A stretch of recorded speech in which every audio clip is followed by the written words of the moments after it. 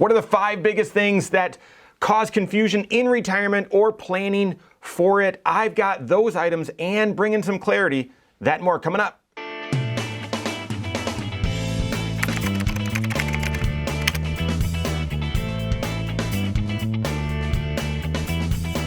My name is Mike Bernard. I'm the host of the Wise Money Show. I'm also one of the certified financial planners right here at Korhorn Financial Group. Make sure you hit that subscribe button, turn on notifications, and smash that thumbs up button. Are you confused about the right way to plan for retirement, or are you on the doorstep of retirement and just are confused about what your choices are, what your options are, what you should do? That is normal. Guys, that is normal. This is the biggest financial decision that you're going to make in your entire life, and you get one shot, right? Most people want to retire once. You don't want to retire and say, oh, that didn't work, and go back to work. Normally, you don't realize it didn't work until you're way out of the workforce and unable, or certainly maybe unwilling to return to it in your late 70s or even in your 80s. So what are the areas of greatest confusion about retirement or planning towards it? And then how can you bring some clarity? What are some solutions to this confusion? Saw an article recently that addressed this, and guys, as a certified financial planner that's working on a team of CFPs, serving thousands of people, and been doing this for 20 years, it's a good list. I would argue these are maybe not the top 5, but these are 5 very, very confusing items about retirement. So let's go through them.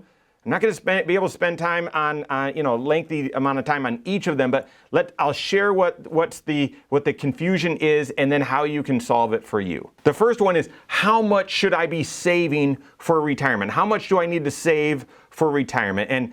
And the survey, check it out. It's interesting. 41% of people just guessed. They had no idea, and they just guessed. And so the rule of thumb that you've probably heard for a long time is save 10% for retirement. Well, that's been morphing to 15%. I would definitely argue save 15% towards retirement from your very first paycheck. In the article, the author says, if between your contribution and the match is 15%, then that's a great start. That should be a goal. No, you do 15% from your very first paycheck towards retirement. Match is in addition to that. Now, is that the right number for you? I don't know. It depends. Will you have a pension? Do you have inheritance? How much do you spend? What's your tax situation? So that's the right habit builder. And that's why I would say from your very first paycheck, build the habit around that, and then work with your certified financial planner. Do that 5-factor retirement plan. And one of those factors is, how much do you have saved up and how much should you be saving? That based on, what age are you going to retire? How much are you going to spend? What are your income sources? How much do you have saved up and how much are you saving up? And then how much investment risk are you comfortable taking? That then helps you determine or really reveals how much you need to be saving. Start at 15%, build that habit along the way, work with the CFP that's doing comprehensive financial planning, build that 5-factor retirement plan, and narrow in on what that number is. Second big point of confusion in retirement is, what should I invest in? Oh my goodness, I completely agree. What should you be investing in along the way as you're saving up? And certainly as you get near retirement and in retirement, should your investment strategy stay the same or should it adjust? A lot of people, as they get to retirement, they think, I can't take risk anymore. I shouldn't take risk anymore. And therefore, I've been saving up into maybe an 80-20 mix or something like that, but I need to switch that to 0-100.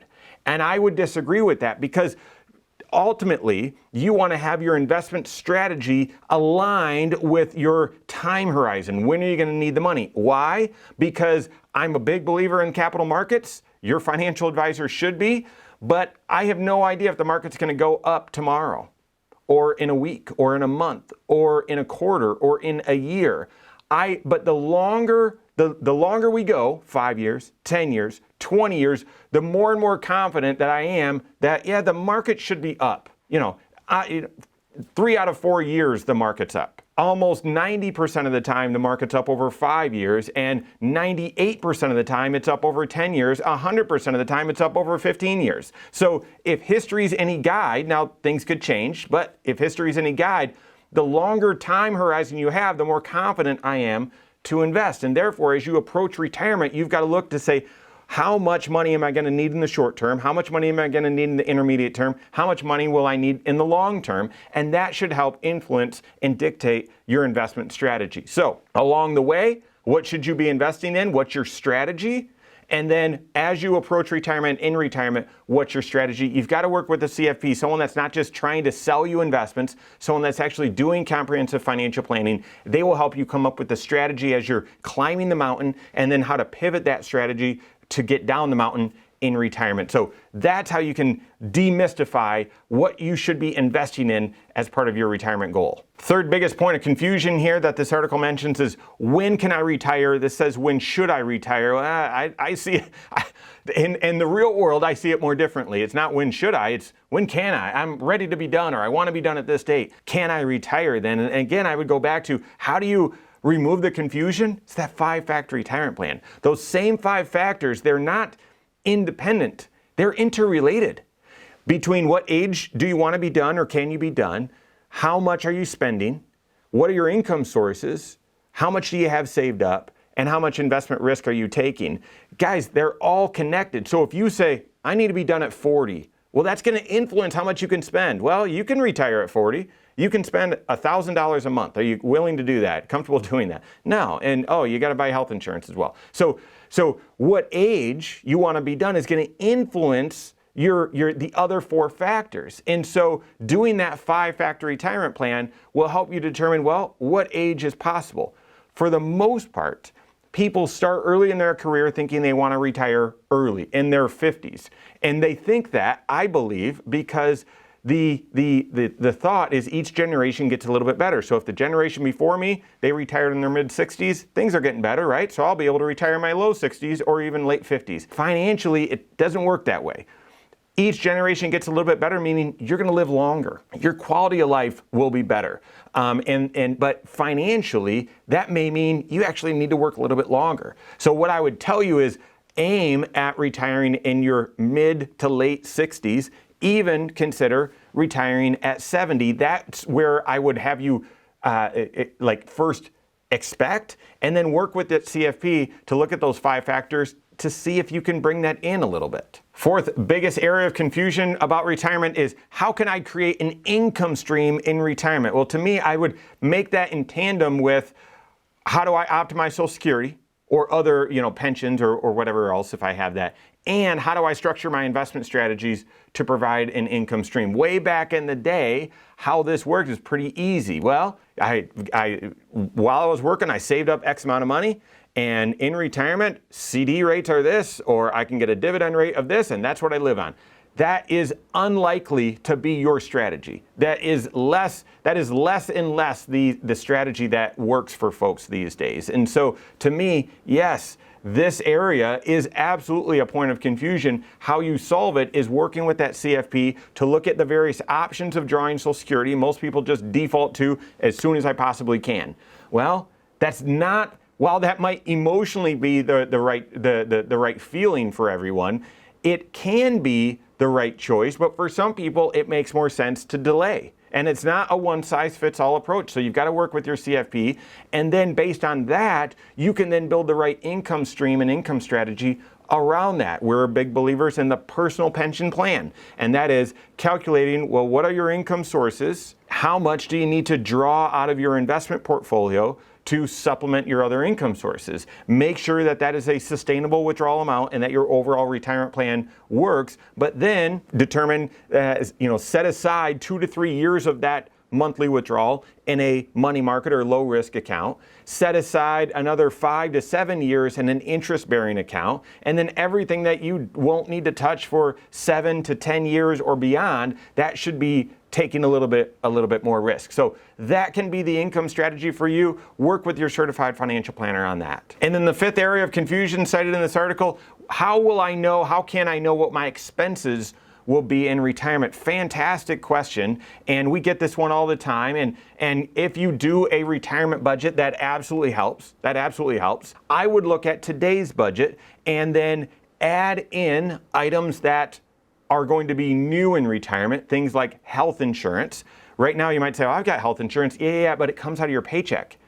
Normally, when you're budgeting, you budget based off of your take home, and therefore your health insurance isn't part of that. It will be in retirement.